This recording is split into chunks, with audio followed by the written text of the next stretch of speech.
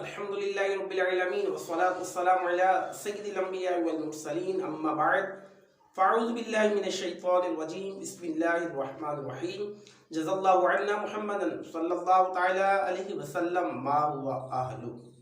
وقت تہجد کا شرعی وقت کیا ہے؟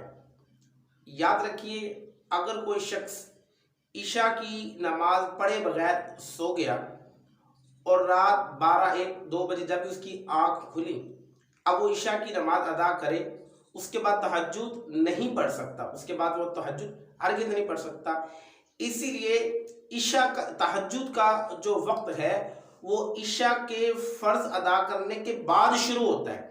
یعنی اگر اس نے عشاء کے فرض پڑھے تھے اور سو گیا، اب اگر اس کی آنکھ کھلی رات کے کسی وقت میں، صبح صادق سے پہلے اگر اس کی آنکھ کھل گئی تو اب وہ تہجد ادا کر سکتا ہے۔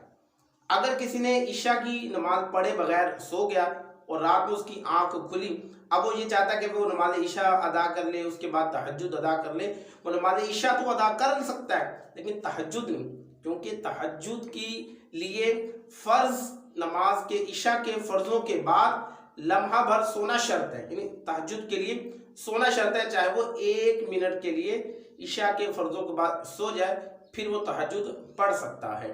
تو اگر کسی نے ایسا نہیں کیا تو پھر وہ صلاۃ اللیل پڑھ سکتا ہے، رات کے نوافل تو پڑھ سکتا ہے لیکن تہجد نہیں پڑھ سکتا۔